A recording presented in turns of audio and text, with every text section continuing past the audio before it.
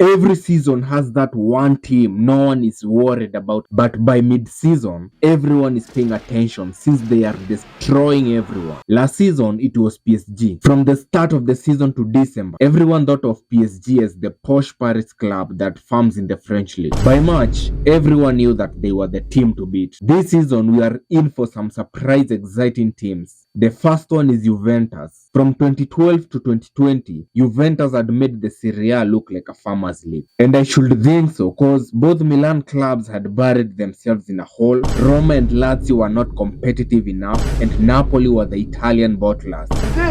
Oh my god, this is trash! Juventus was so good that they managed to convince Cristiano to join in his prime. They were aiming for the ultimate prize, the Champions League. Fortunately, it did not work out how he planned it would. Ever since this Ronaldo experiment failed, Juventus have not been the same. Since winning the league in 2020, they are finished in fourth again, 7th, 3rd and 4th last season. In Europe, they have been a huge embarrassment to say the least. The last time Juventus were a real threat was when they had Carlos Tevez and Pogba in their books. But now, I think they are back. Juventus is back. They are back, champ. They have one of the best teams in Italy, which is a blend of young and experienced players. Their defense and midfield is decent, but their attack is where all the sauce is. They have the likes of Nico Gonzalez, new signing Jonathan David, Pacey boy Francisco Conceição, and one of the most talented players we have currently, Kenan Yildiz. Don't sleep on this boy. Invest all your money on this boy. You can invest all your money. Juventus will be a good team, but I'm not going to say something crazy like they will win the Champions League. But I won't be surprised if they win the Serie A.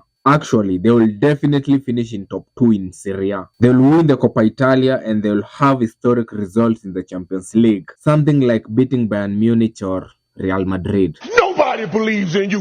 What are you prepared to do about it? Another team you should not be sleeping on is Marseille. If there's a club that can be regarded as a sleeping giant, is Marseille. 5 years ago, Marseille was still in the debate of which is the biggest club in France between them and PSG. Nowadays, PSG have completely dominated. For Christ's sake, the GOAT has actually played for them. Unlike your ex, Marseille might just be back. These guys have been putting together a very decent squad recently, and I should hope so, because you guys haven't won anything since 2012, and even that was just the French Carabao Cup. I know that this team has some questionable names, but the rest of the team is just fine, or at least I hope so. For some reason, they managed to turn Marseille to a rehabilitation center. So what now? Are they going to give a contract to the crackhead that lives down the road in the trench? If this midfield is not good enough for the French league, I don't know what is. Their best player will be Mason Greenwood. I think this is the season that Greenwood really shows his quality, especially considering that he'll be playing in the Champions League. This guy scored 21 goals in Ligue 1 last season, but no one seems to care. Dembele had 27 goal contributions and Greenwood had 26 goal contributions while playing for Marseille. One is winning the Ballon d'Or while no one remembers that the other one still exists. Yeah, it's a cruel world we live in.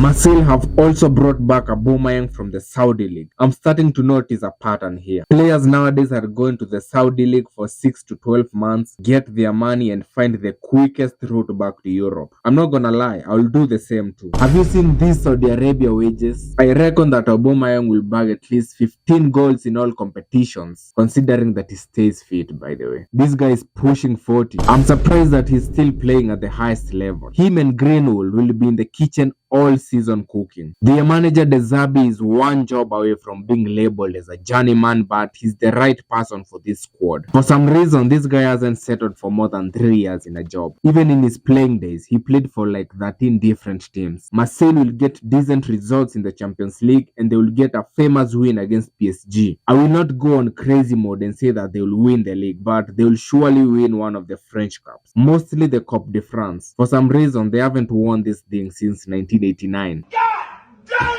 The other club you should keep an eye on is Everton. About 10 years ago, Everton used to be an almost guarantee of finishing in the top 10. Nowadays, people have dismissed them and I can't even blame them. These guys have been flirting with the relegation zone for a long time now. But let's be honest, what do you expect when you're appointing managers like Frank Lampard and Sean Dyche? The latter plays football that will make one bleed in the eyes. Get that thing away from me! The last decent manager that Everton had was Carlo Ancelotti, back when they were signing James Rodriguez. I still can't believe that I watched this guy in an Everton shirt. This is like when I somehow watched Martin Braithwaite play for Barcelona. We live in weird times.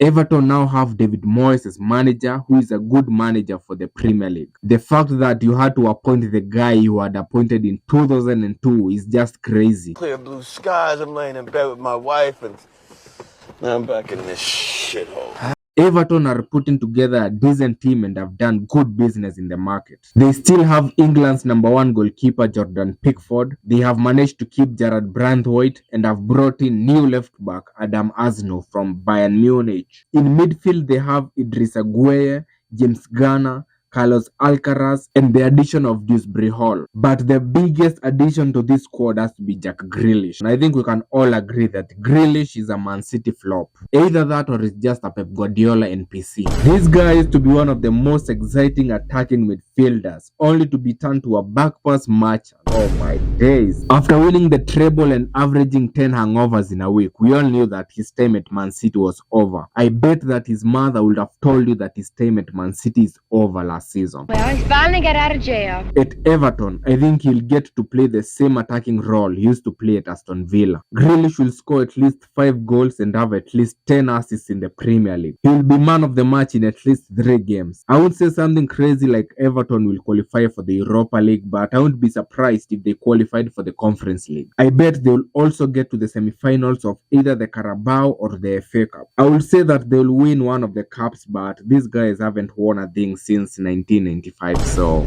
yeah, your guess is about as right as mine. We don't do that here. Another club you should watch out for is Birmingham City. In the 2000s, Birmingham used to be a regular in the Premier League. After their relegation in 2011, they got stuck in the Championship and later got relegated to League One. They were basically in the trenches while drunk at midnight. In 2023, Birmingham got American owners and they were here to take Birmingham back to the Premier League. Oh yes, sir! They started off by making the worst decision ever. They sacked manager John Eustace while sitting in the playoff position and replaced him with Wayne Rooney. Yeah, Wayne Rooney. Actually, Wayne Rooney. By the time Rooney was leaving that job, they were in 20. This nigga is trash. They got a better manager in June 2024 and they won League One and are now back in the Championship. But this team is not even a Championship squad because they have brought in the likes of Demarai Gray, former Man City graduate Tommy Doyle, and former Celtic bagsman Kyogo Furuhashi. Remember him? Anyway, Birmingham is definitely getting promoted to the Premier League. My guess is that they'll do it by winning the Championship. I bet they'll also meet Aston Villa in a cup tie and absolutely destroy them. It will be great seeing these two play. Sensational. Anyway, that's all I had for today. Tell me which other teams you should watch out for in this season. Yeah, also don't forget to subscribe, like, share this with everyone you meet today. Yeah, let's spread the positivity. Anyway, see you in the next one.